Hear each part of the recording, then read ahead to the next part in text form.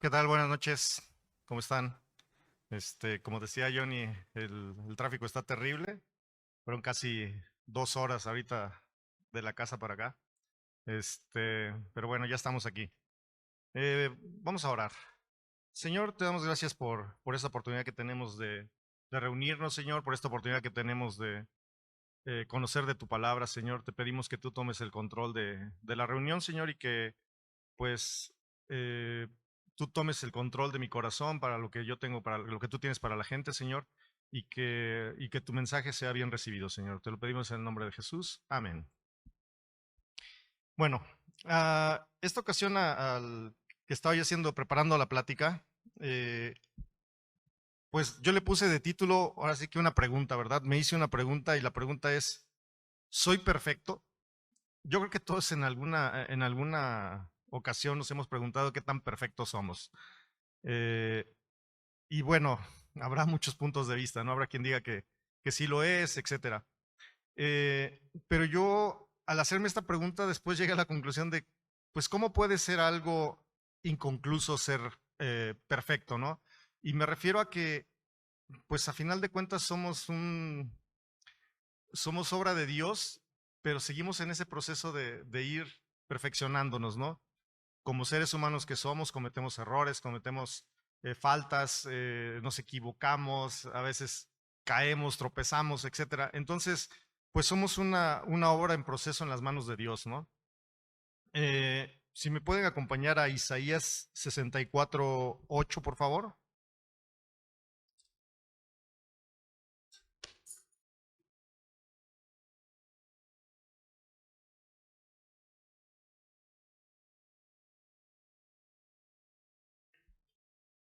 Y dice, ahora pues, Yahvé, tú eres nuestro Padre, nosotros barro y tú el que nos formaste. Así que obra de tus manos somos todos nosotros. Y bueno, muchas veces hemos escuchado este versículo y muchas veces hemos hablado de él, de cómo Dios nos ha formado, cómo Dios nos va formando, nos va moldeando. Eh, Digo, creo que alguna ocasión tuvimos una plática con Rodo Padilla y él nos hablaba sobre el proceso del barro y todo eso. Eh, y bueno, yo recordé que cuando era niño, mi padre fue una persona que yo le decía que era el mil usos, porque aprendió muchos oficios, aprendió muchas cosas. Él pasó por ser albañil, fue sastre, mecánico automotriz, mecánico industrial, soldador, etcétera. Aprendió muchos oficios él. Y en una ocasión, cuando él ya se había retirado de todos los trabajos que hacía, tuvo un accidente y tuvo que lo incapacitaron, perdón, lo pensionaron. Y en algún momento me dijo, ¿sabes qué? Vamos a hacer unos trabajos para unos amigos que querían unas rejas en su casa, pero requería de unas figuras en específico. Entonces me dijo, ¿sabes qué? Vamos a hacer una forja. En ese momento yo no sabía lo que era una forja, ¿no?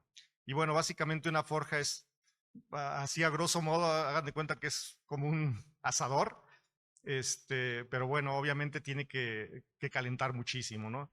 Me acuerdo que fuimos a una chatarrera a comprar algunas piezas, poleas, compró lámina, tubos, recuerdo que compró un tambo de esos como de acero, como de unos, no sé, 200 litros, para partirlo y llenarlo de arena. Y pues hizo la forja, ¿no? Y bueno, básicamente lo que se hace es, se pone carbón en la forja, pero recuerdo que tenía un motor, prendía el motor y eso le daba muchísimo aire a la forja y era nada más una pequeña lumbrera, por decir así. Y ahí ponía el material, ponía el acero al fuego. Eh, Ustedes dicen, bueno, es acero y cómo es posible que el carbón, que a veces lo vemos, lo usamos para hacer carnita asada que nos gusta tanto, lo ponemos y pues la carne asada no se hace como se hace el acero, ¿verdad? Y el acero se pone al rojo vivo, tiene que estar al rojo vivo, bien fundido, perdón, bien al rojo vivo para que pueda ser maleable, para que pueda ser posible trabajar con él. Ya una vez que está en ese punto que es maleable, se saca y se empieza a golpear, generalmente a golpear con un martillo en el yunque, y se le da la forma deseada dependiendo del tipo de material que se esté empleando, ¿no? Esto me hizo recordar, este recuerdo, perdón, me hizo pensar en que a veces así es nuestra vida, ¿no? De que a veces pasamos por situaciones difíciles, Dios nos pone en esas situaciones en las que sentimos que nos quemamos, en las que estamos al fuego vivo, en las que Dios está obrando en nosotros y nos tiene en ese punto en el que tal vez no encontramos la salida, ¿no? Y que estamos a punto de desfallecer, pero Él sabe en qué momento nos va a sacar y en qué momento todavía nos va a golpear, nos va a moldear, nos va a poner en el yunque, nos va a hacer que nos maliemos, que tomemos la forma que Él quiere para nuestra vida, ¿no?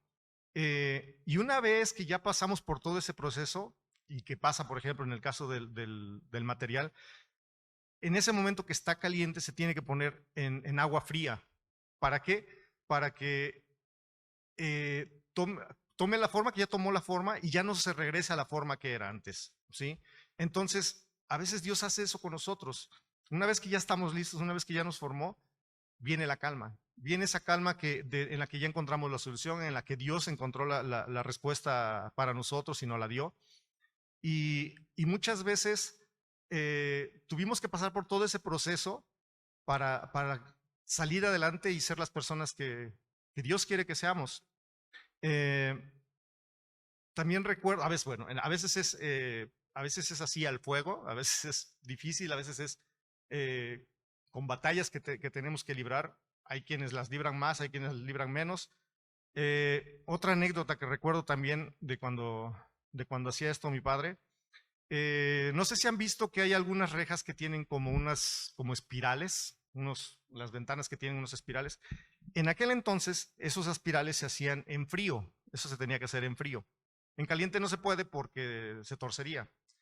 Y aún así en frío, lo que tenía que hacer era, lo metíamos en un tubo y en el banco de trabajo había un soporte donde metíamos la punta del cuadrado en este caso, y del otro extremo había como una palanca en la que había que darle vuelta.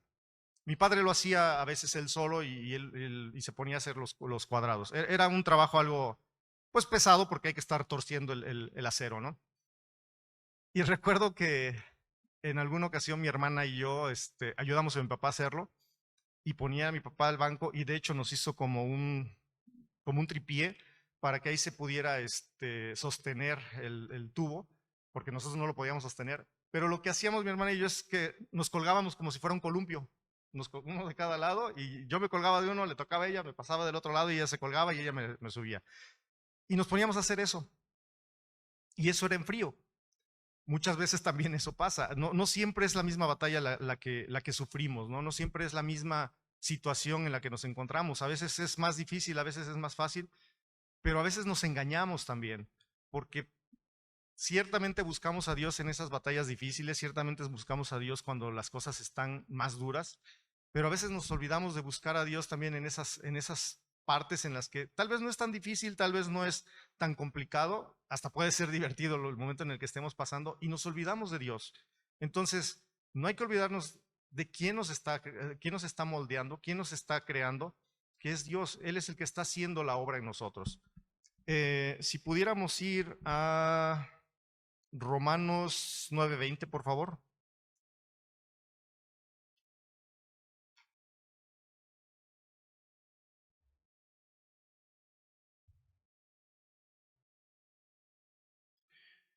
Ok, en Romanos 9:20 dice, mas antes, oh hombre, ¿quién eres tú para que alterques con Dios?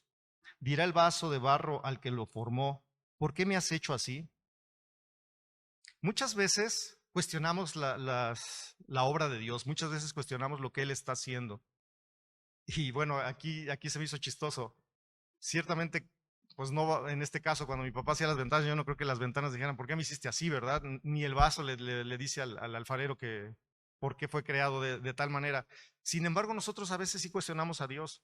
A veces preguntamos, ¿por qué soy por qué me has hecho así? ¿Por qué soy como soy? Sin saber que muchas veces pues también Dios nos dio libre albedrío y muchas de las cosas que nos suceden o muchas de las cosas que nos pasan son consecuencia de las cosas que nosotros hacemos, sin tomar en cuenta a Dios, sin tomar en cuenta lo que Dios quiere para nosotros, lo que Dios tiene para nosotros, ¿no? Eh, entonces, pues en este caso, si queremos que las cosas vayan bien, pues básicamente tenemos que hacer lo que Dios nos dice, ¿no? Lo que Dios nos está pidiendo en nuestra vida. Yo cuando estaba preparando la plática, bueno, posteriormente a que la preparé y eso, hubo un día que me acordé eh, porque decía, bueno, ¿cómo es posible que a través de los años vamos cambiando tanto y cómo vamos, pues veo a los niños, ¿no? Ahorita que tenemos, que hay niños aquí en la congregación, bebés en la congregación, los ve uno y los ve uno tan chiquitos y los ve uno tan indefensos y pues tan puros, y uno dice, ¿cómo es posible que de ser así como seres humanos, que así llegamos al mundo, cómo nos convertimos en lo que nos convertimos a veces, ¿no? ¿En qué momento? Y entonces se me vino una analogía que se me hizo, no sé a ver qué les parece a ustedes, pero pensé que es como una fábrica de carros. El carro cuando sale de la fábrica, en la fábrica está precioso, 0 kilómetros, está bonito, sin rayaduras, no tiene ninguna mancha, no tiene fugas, no tiene absolutamente nada, ¿no? Así los bebés no tienen ningún, no les ves ningún defecto. Pues, obviamente tienen sus necesidades y todo, ¿no? Pero están muy bien, están en el vientre de la mamá, todo muy bien, perfecto. Y salen de la agencia y saliendo de la agencia se deprecia el carro, ¿no? Se depreció nada más saliendo de la agencia porque pues ya se le gastó la llanta, ya se ensució, ya le dio el aire, ya, etcétera, etcétera. Igual con los humanos, salimos con la mamá y empiezan pues la lluvia de información para el bebé, ¿no? Buena y mala. Y pasa el tiempo y ese carro que salió de la agencia, muchos tienen suerte, muchos lo cuidan, o aunque no lo cuiden, etcétera, etcétera. Puede que un rayón, un golpecito, etcétera, etcétera. Hay quienes sí llevan su carro al servicio, hay quien no lleva su carro al servicio. Y yo esto lo encontraba como, hay quien lleva a sus hijos a la reunión, hay quien no los lleva, ¿sí? Entonces, ¿cómo quieres tú que la agencia te valga, te valide la garantía si no estás llevando el carro al servicio, ¿verdad? Pues lo mismo nos pasa a veces con Dios. ¿Cómo queremos pues que Dios haga lo que tiene que hacer y nos valide nuestra garantía, por decir así, si no venimos a la reunión, si no nos acercamos a Dios, si no hacemos lo que a Él le agrada, ¿no?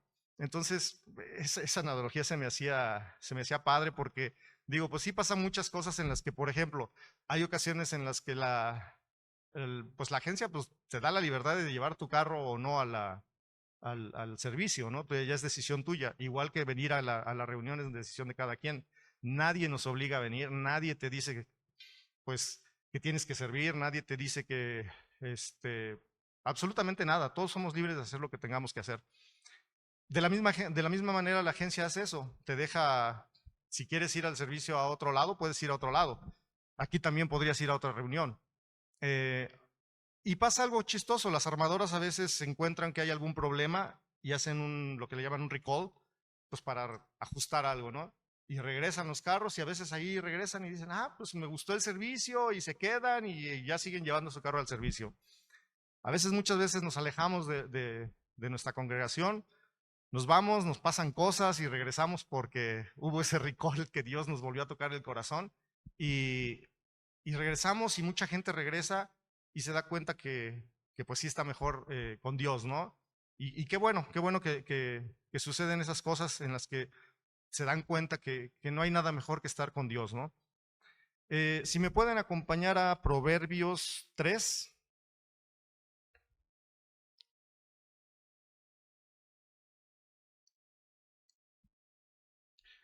del 5 al 7, por favor.